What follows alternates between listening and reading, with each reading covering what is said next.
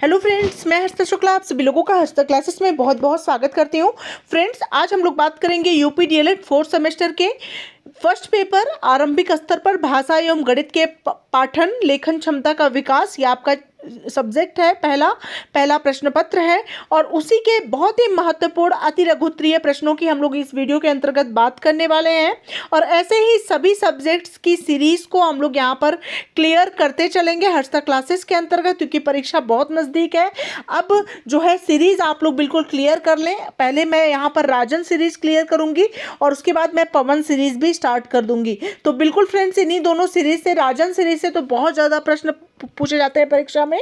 ठीक है, तो बिल्कुल फ्रेंड्स क्लियर करते चलें आप सभी लोग। और साथ ही साथ मैथ्स के बहुत ही महत्वपूर्ण प्रश्न लेकर के आ रही हूँ, उसको भी आप लोग ज़रूर देखते चलें। डेली मैथ्स की क्लास आती है, तो आप लोग मैथ्स की भी तैयारी करते रहें ताकि किसी भी सब्जेक्ट में किसी का भी बैक ना आने पाए चतुर्थ सेमेस्टर के अंतर्गत। तो चलिए फ्रेंड्स, आप लोगों का ज़्यादा समय ना लेते हुए स्टार्ट करते हैं। एक एक क्वेश्चन आप लोग देखते चलिए। वैसे तो आप लोग स्वयं भी पढ़ सकते हैं, लेकिन वीडियो से क्या होता है, कम समय में आप ज़्यादा क्वेश्चन को पढ़ लेते हैं। नहीं तो पूरी बुक लेकर के आप पूरे दिन बैठे रहेंगे, आप लोग सिर्फ 2 या 3 क्वेश्चन ही तैयार कर पाएंगे, अधिक क्वेश्चन आप लोग का तैयार नहीं हो पाएगा। इसलिए वीडियो से क्या होता है कि आप लोग कम समय में अधिक तैयारी कर पाते हैं। तो चलिए पहला क्वेश्चन देख लेते हैं। भाषाई कौशल बताइए या भाषाई कौशल के प्रकार बताइए। इस तरह से प्रश्न पूछा जाएगा। या तो पूछा जाएगा कि भाषाई कौशल के बारे में बताइए या फिर भाषाई कौशल के प्रकार बताइए। तो फ्रेंड्स, भाषाई कौशल जो होते हैं वो 4 प्रकार के होते हैं। सुबोपली जिसे आप बोलते हैं, क्या बोलते हैं? सुबोपली। ठीक है, सुबोपली। ठीक है, सुबोपली करके होता है। सुबोपली ये शॉर्ट फॉर्म है। सु मतलब होता है सुनना, बो मतलब होता है बोलना, प मतलब होता है पढ़ना और ली मतलब होता है फ्रेंड्स लिखना। सुबोपली सुनना, बोलना, पढ़ना और लिखना। होप आप लोगों को ये प्रश्न का आंसर बिल्कुल रट गया होगा, जवाब बैठ गया होगा दिमाग में। ठीक है फ्रेंड्स, नेक्स्ट क्वेश्चन नंबर 2 पर आते हैं। सुलेख का महत्व लिखिए। ठीक है, सुलेख आप सभी लोग बचपन में लिखे हैं, आप सभी लोगों को पता है कि सुलेख क्या होता है। अब यहाँ पर हम लोग बात करेंगे सुलेख के महत्व की। तो सुलेख सबसे पहले आप लोग हेडिंग जरूर डाल दीजिएगा। एक जो है मोटा ब्लैक कलर का पेन लेकर के जाइएगा, चाहे वो स्केच हो चाहे वो मोटी कोई पेन हो, ठीक है, लेक्सर टाइप की, तो उससे आप लोग सुलेख लिख लीजिएगा। और उसके बाद यहाँ पर लिखेंगे, डॉक्टरी पर्चे में सुलेख के संदर्भ में यही कहना सही लगता है कि सुलेख हमारे आंतरिक विचारों के प्रतिबिंब होते हैं। ध्यान दीजिएगा, डॉक्टरी पर्चे में सुलेख के संदर्भ में यही कहना सही लगता है कि सुलेख क्या होते हैं? हमारे आंतरिक विचारों के, मतलब हमारे मन मस्तिष्क में जो विचार चल रहे होते हैं उसी का क्या होता है? सुलेख प्रतिबिंब होता है, उसी का स्वरूप होता है। ठीक है, यदि हम अंदर से क्या होंगे? सशक्त होंगे। सशक्त मतलब क्या होता है? मजबूत होंगे, आत्मविश्वास से भरे हुए होंगे, तो हमारे विचारों में उसका सौंदर्य झलकेगा। मतलब जो अंदर हमारे अंदर चलता रहता है वो चीज़ें हमारे बाहरी मतलब हमारे फेस से भी पता चल जाता है कि हम अंदर से कैसे हैं। ठीक है, सशक्त हैं या कमज़ोर हैं, आत्मविश्वासी हैं या डरपोक हैं, ये सारी चीज़ें हमारे जो अपीयरेंस से, हमारे लुक से जो है वो आप मतलब किसी के भी अपीयरेंस से वो पता चल जाता है कि वो इंसान किस प्रकार का है। तो वो चीज़ें हैं, सुलेख में वो चीज़ें झलकती हैं कि हम अंदर से कैसे हैं। ठीक है, वही सौंदर्य कलम से कागज पर सुलेख के रूप में उतरेगा। ठीक है, जिससे हमारे व्यक्तित्व की पहचान होगी। मतलब कि जब आपसे किसी चीज़ के बारे में लिखने के लिए बोला जाता है जैसे, तो आप अपने अंदर में जो विचार उस विषय के बारे में चल रहा होता है वही आप किताब पर, कॉपी पर उतारते हैं। तो उससे आप लोगों के व्यक्तित्व के बारे में भी पता चलता है कि आप लोग अंदर से किस प्रकार के इंसान हैं और किसी चीज़ के प्रति आपका दृष्टिकोण, आपका नज़रिया कैसा है। तो वो चीज़ सबसे महत्वपूर्ण होती है और यही होता है सुलेख की हमारे अंदर के प्रतिबिंब को जो है झलकाता है, हमारे अंदर के विचारों को, आंतरिक विचारों को मतलब का प्रतिबिंब होता है सुलेख। सबसे पहले आप लोग एक पॉइंट आप लोग नोट कर लीजिए, सुलेख सुलेख आपके आंतरिक विचारों का, यानी हमारे आंतरिक विचारों का क्या होता है, प्रतिबिंब होता है। यदि हम अंदर से सशक्त होंगे यानी मजबूत होंगे तो हमारे विचारों में उसका सौंदर्य क्या होगा, झलकेगा। ठीक है, वही सौंदर्य कलम से वही सौंदर्य जो हमारे अंदर का सौंदर्य है, वही सौंदर्य कलम से कागज पर सुलेख के रूप में उतरेगा। ठीक है, जिससे हमारे व्यक्तित्व की पहचान होगी। ठीक है, होप आप लोग को ये क्वेश्चन भी बहुत ही आसानी से समझ में आ गया होगा। बढ़ते हैं अगले क्वेश्चन नंबर 3 की तरफ कि शुद्ध उच्चारण अभ्यास की विधियां बताइए। तो पहला है कि विद्यालय में कोई भी विषय पढ़ाया जाए तो शुद्ध उच्चारण की ओर अवश्य ध्यान दिया जाए। मतलब कि अगर कोई भी विषय विद्यालय में पढ़ाया जा रहा है बच्चों को, तो उच्चारण बहुत शुद्ध होना चाहिए, इसकी ओर विशेष ध्यान देना चाहिए टीचर्स को, क्योंकि इससे क्या होता है कि बच्चे भी वही उच्चारण सेम टू सेम टीचर्स की नकल करते हैं और वही उच्चारण वो भी करना सीखते हैं। इसलिए विद्यालय में अगर कोई भी चीज़ पढ़ाया जाए तो शुद्ध उच्चारण पर विशेष बल देना चाहिए। दूसरा है उच्चारण की प्रतियोगिता कराई जाए, मतलब बच्चों के बीच में क्या होना चाहिए, उच्चारण का कंपटीशन कराना चाहिए। ठीक है, नेक्स्ट है भाषण एवं संवाद प्रतियोगिताएं आयोजित की जाएं, मतलब कि बच्चों को भाषण देना, मतलब भाषण के लिए प्रेरित किया जाए, और क्या किया जाए, संवाद मतलब आपस में कन्वर्सेशन वाली प्रतियोगिताएं जो हैं आयोजित की जानी चाहिए। मतलब ग्रुप डिस्कशन भी आप लोग कर सकते हैं, मतलब कि किसी एक टॉपिक पर सभी बच्चे अपना अपना मत रखें, तो इससे क्या होगा कि उनकी उच्चारण संबंधी समस्या जो है वो धीरे धीरे दूर होती चली जाएगी। नेक्स्ट है फ्रेंड्स, बालक जिस शब्द का उच्चारण ठीक से नहीं कर पाता उसके शुद्ध स्वरूप का बार बार अभ्यास कराना चाहिए। मान लीजिए कोई भी शब्द है, उसका उच्चारण जो है बालक जो है सही ढंग से नहीं कर पा रहा है, तो जो उसका शुद्ध स्वरूप है उसका बालक को क्या करना चाहिए, बार बार अभ्यास कराया जाना चाहिए। ठीक है फ्रेंड्स, तो होप आप लोग को ये क्वेश्चन का आंसर भी अच्छे से समझ में आ गया होगा। बढ़ते हैं अगले महत्वपूर्ण प्रश्न की तरफ। तो अगला क्वेश्चन नंबर 4 है, अपने से छोटों के लिए स्नेहपूर्ण शब्द लिखिए। मतलब अगर आप अपने से छोटों को कोई स्नेहपूर्ण शब्द देना चाहते हैं तो आप क्या क्या दे सकते हैं, प्रिय, हितैषी, अनुज, शुभ चिंतक। ठीक है, तो ये 4 शब्द बहुत ही अच्छे हैं जो छोटों के लिए स्नेहपूर्ण शब्द होते हैं। प्रिय, हितैषी, अनुज, अनुज मतलब छोटा ही होता है, शुभ चिंतक मतलब हमारा अच्छा चाहने वाला। ठीक है फ्रेंड्स, तो ये चीज़ें आप लिख सकते हैं। नेक्स्ट क्वेश्चन नंबर 5 है, अव्यय को सोदाहरण स्पष्ट कीजिए। तो इसका होगा अव्यय वह शब्द है जिसमें लिंग वचन कारक के आधार पर मूल शब्द में कोई परिवर्तन नहीं होता है, अर्थात शब्द अपरिवर्तित रहता है।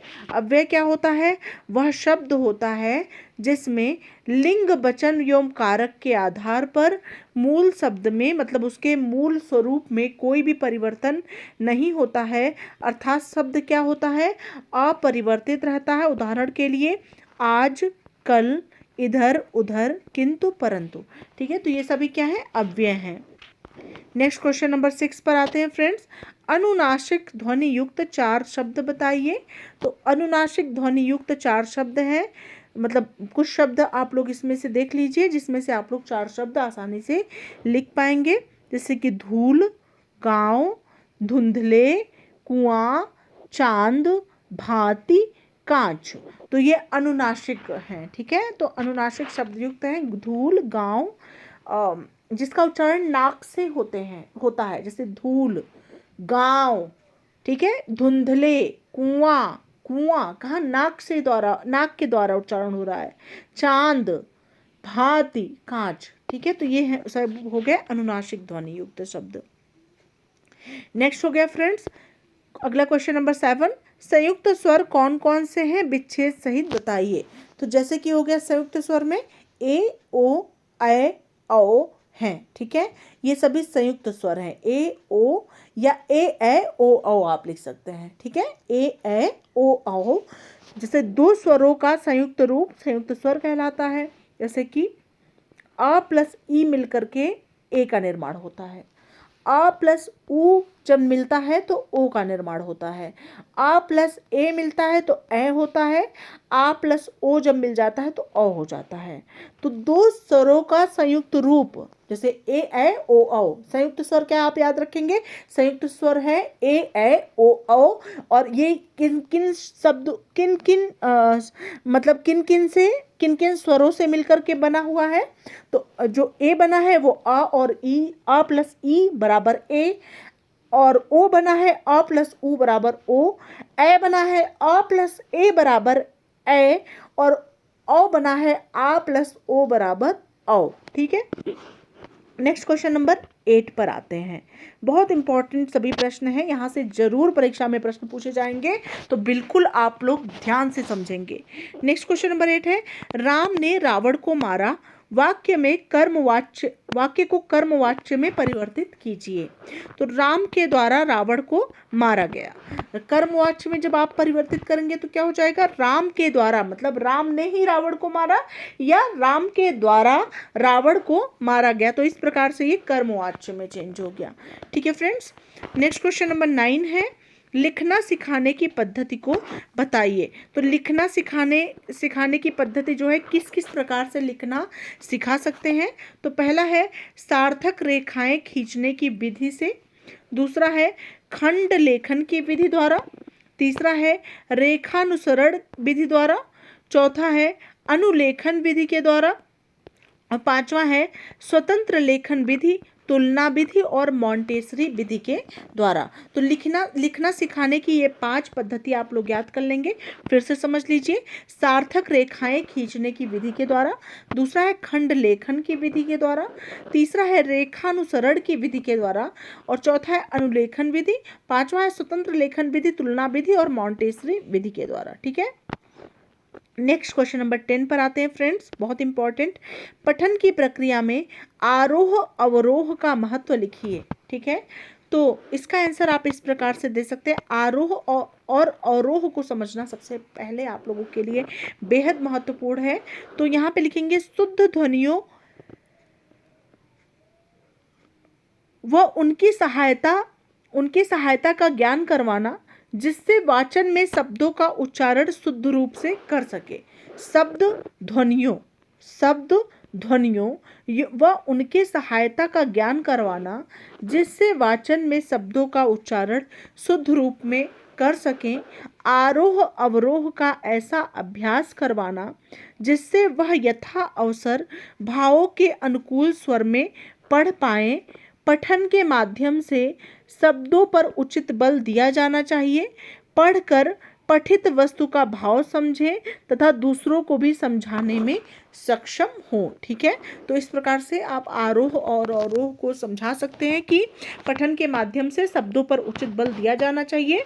पढ़कर पठित वस्तु का भाव समझें, मतलब पढ़कर जो पढ़ी हुई वस्तु है उसके भाव को समझें, ताकि आप लोग अंदर से उस चीज़ को समझ सकें और अपने शब्दों में आप लिख सकें तथा दूसरों को भी समझाने में सक्षम हो। ठीक है फ्रेंड्स, नेक्स्ट क्वेश्चन नंबर 11 है, अग्नि के 4 पर्यायवाची शब्द लिखिए। देखिए, मैं आप लोग को एक बात बता दूं, डीएलएड की परीक्षा में अगर मान लीजिए मैं आप लोगों को जो चीज़ें समझा रही हूँ, ठीक है, उसको आप लोग अपनी भाषा में लिखने का प्रयास करिए। ये नहीं कि किताबी कीड़ा मत बनिए कि किताब में जो पढ़ लिया वही रट लीजिए और वही लिख दीजिए। रटने वाली चीज़ें बिल्कुल छोड़ दीजिए। जो जैसे समझा रही हूँ उसी को अपनी भाषा में उकेर करके आप कॉपी पर लिख दीजिए।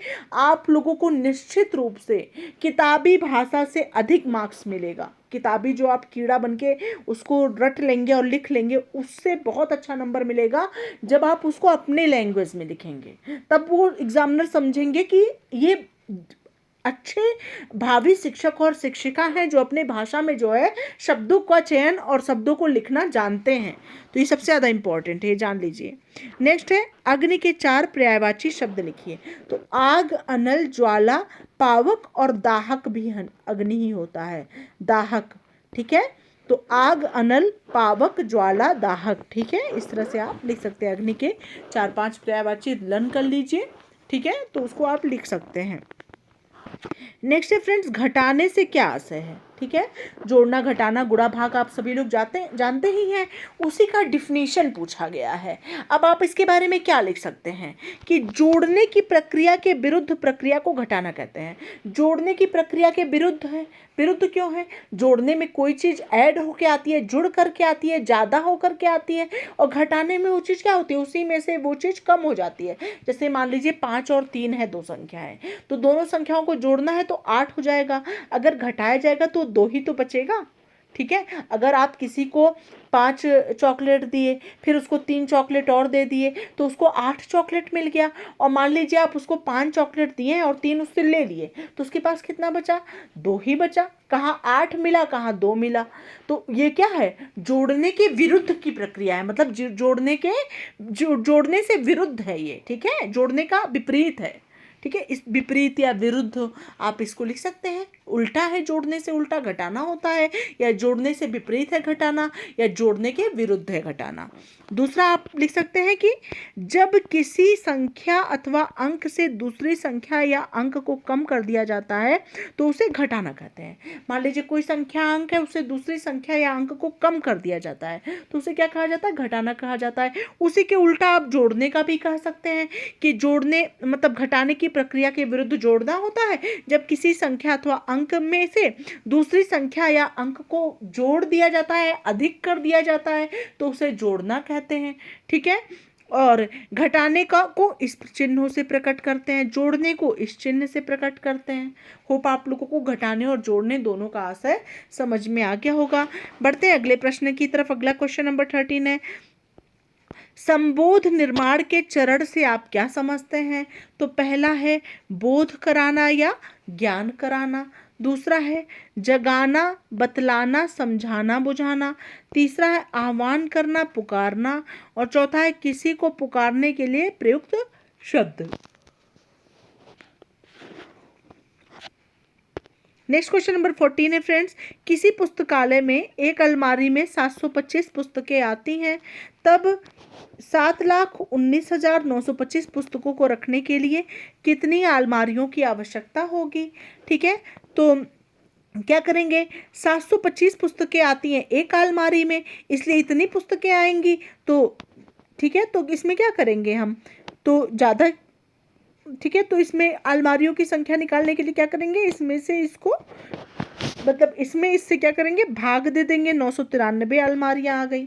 ठीक है, नेक्स्ट क्वेश्चन है फ्रेंड्स, सरल वाक्य किसे कहते हैं? बहुत ही अच्छा प्रश्न है।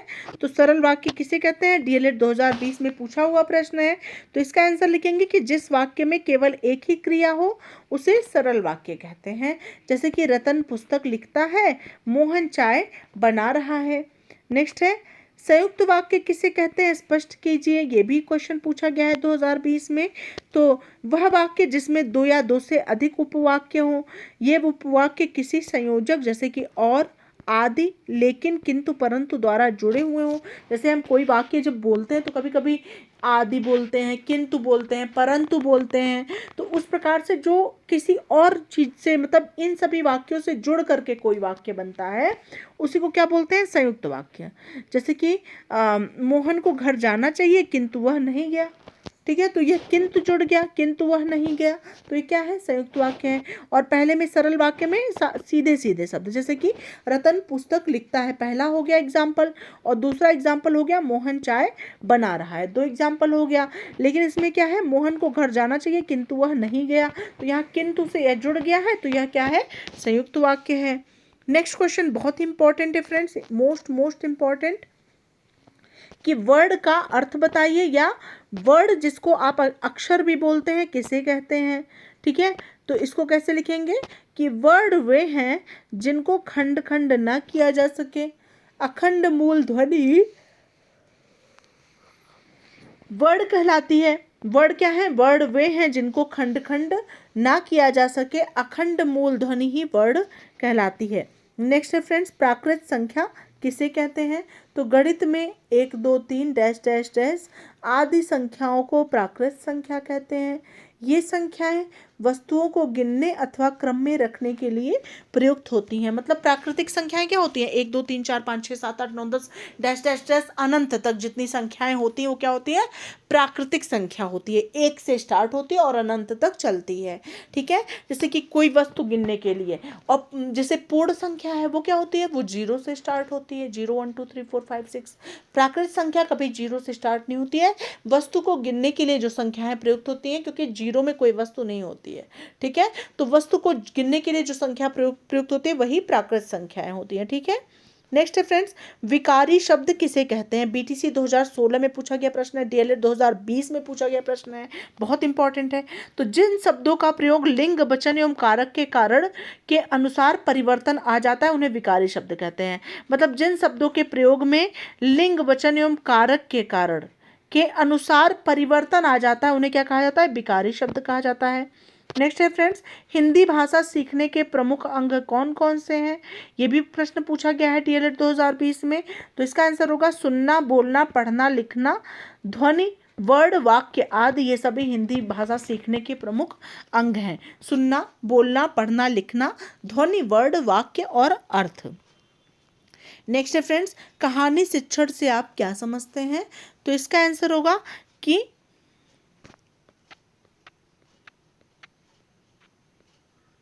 ठीक है, ध्यान से समझिएगा।